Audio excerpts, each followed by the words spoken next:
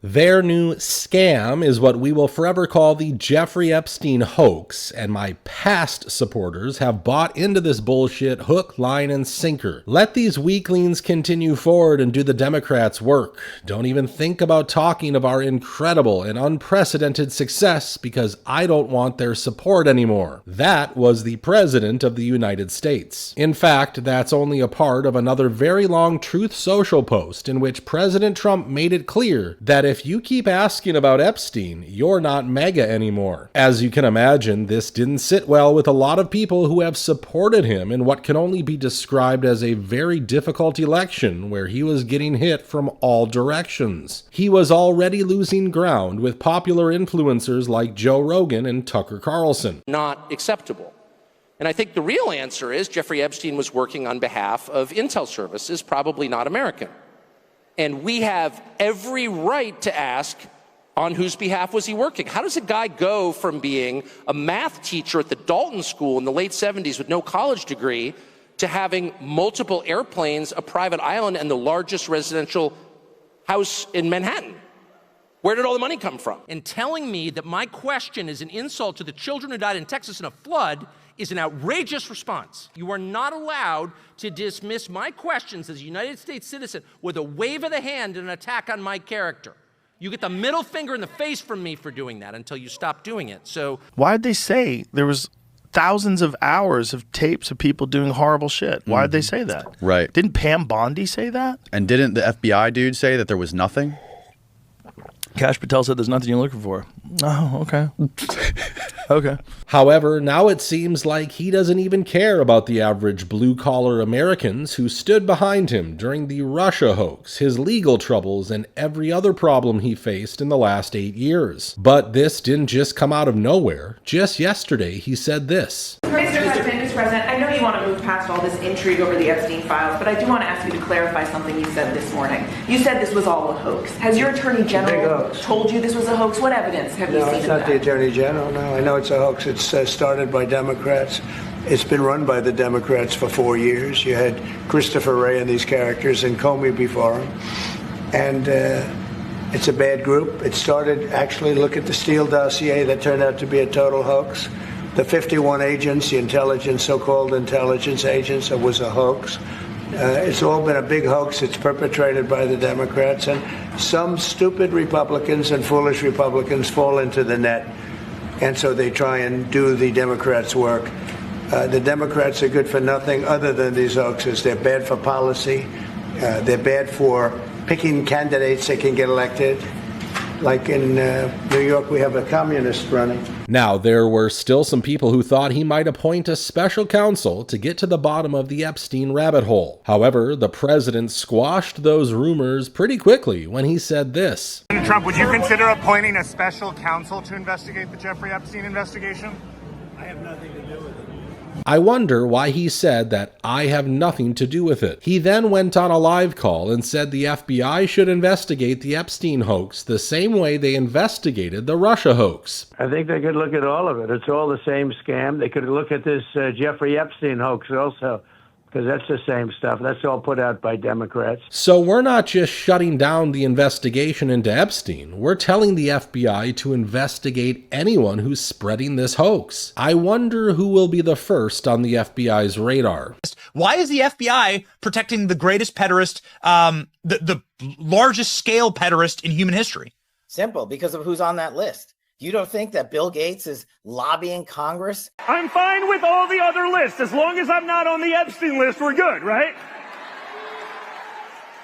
Speaking of which, how is it that my father can be convicted of 34 crimes, but no one on Epstein's list has even been brought to light? I'm trying to figure out how that's possible, right, Buck?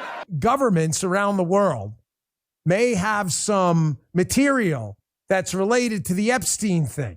Bill Clinton was knee deep in this, man. I have a very, very good source. I've told you this story. Forgive me for repeating it if you're a P1, but some people are new here and never heard this.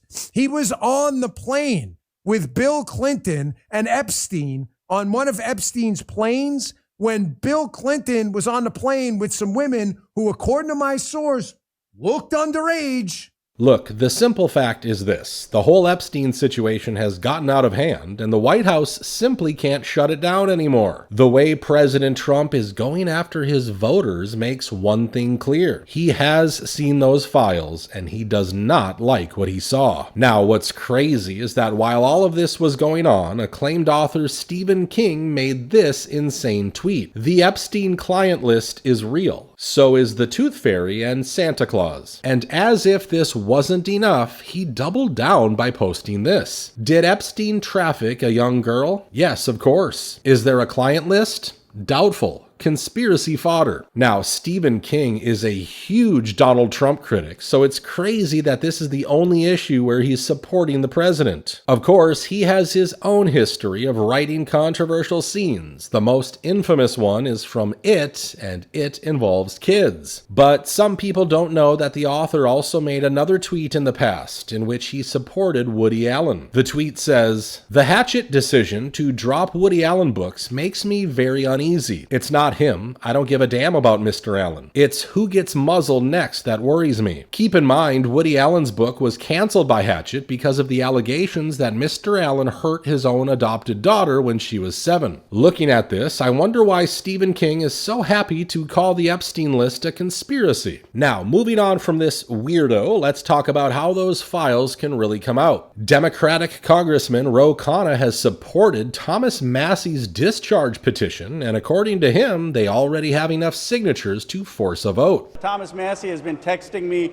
all day. We introduced 7 Republicans signed up as co-sponsors, and we're going to deliver all 212 Democrats. So we already have the threshold. Oh, he's right. The number of Republicans backing this petition is only going to go up, and that's the craziest part because after a long time, a bipartisan movement is building up to reveal the truth. This just shows how powerful our voices are. These politicians are only asking for those files because we kept asking questions. Now, he has also given a likely timeline for the vote. Come up for a vote in after the August recess, and the bill says to release all evidence for the Epstein file, but it makes it clear that does not include any of the victim information. It's going to be a crazy vote because if you say no to this, you are probably going to lose your job. Speaking of which, James Comey's daughter, Maureen Comey, has finally been fired by Pam Bondi. And Garrett, we also have some news coming down in just the last few minutes. The Justice Department firing Maureen Comey, a prosecutor who worked on Epstein's case as well. Now, I've already told you that she has a history of hiding critical case information, so I'm happy she's gone. However, I still have a question. Why did they do it only after she let Diddy walk free? We all know how she was at the forefront of an extremely bad prosecution of Diddy, and despite all the evidence they had, they let a monster go. So once again, I'm happy they did it, but I think it might be way too late. Now, moving on from this insane story, I want to talk about the scary earthquake that just hit Alaska.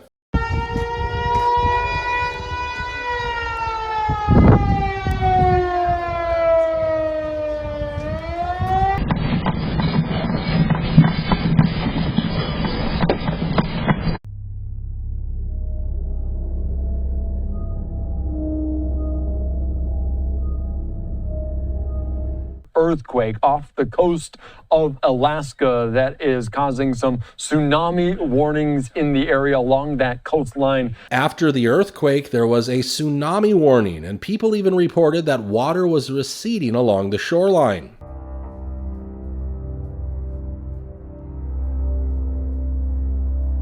Luckily, no scary waves hit the coast, but the question is, what else should we expect now? We already had all kinds of rare and deadly weather events, and now we had a major earthquake and nearly had a tsunami. And this apparently won't stop since we have flash flood warnings all over the country until the weekend. In fact, people in the Midwest can expect huge downpours over the weekend with urban flooding. And this is coming at a time when places like New York and North Carolina have been struggling with urban flooding.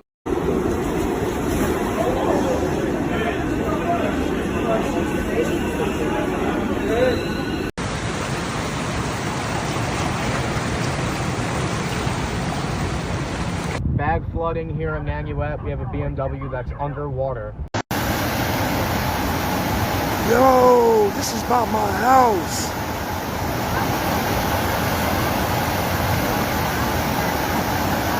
This is about my house. I don't know about you folks, but it seems like someone is hitting us from all directions. Could they be trying to distract us, or is it something else? Now, speaking of distraction, Representative Luna once again made a weird tweet by saying Fed Chair Jerome Powell will be fired. I don't know why she said it, because by law it's not permitted, and on top of it, the president has already denied this claim. Mr. President, there's lots of reports coming into this meeting that you planned on firing Fed Chair Jay Powell. Markets reacted. Is that right? Those are reports, but they're not true. I talked about the concept of firing him. I said, what do you think?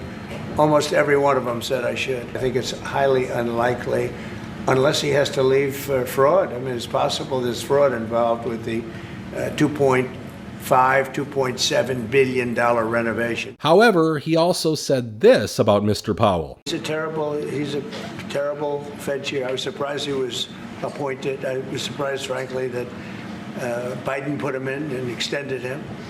But this statement came under fire when people realized that it was actually President Trump who appointed Powell in the first place. My pleasure and my honor to announce my nomination of Jerome Powell to be the next chairman of the Federal Reserve.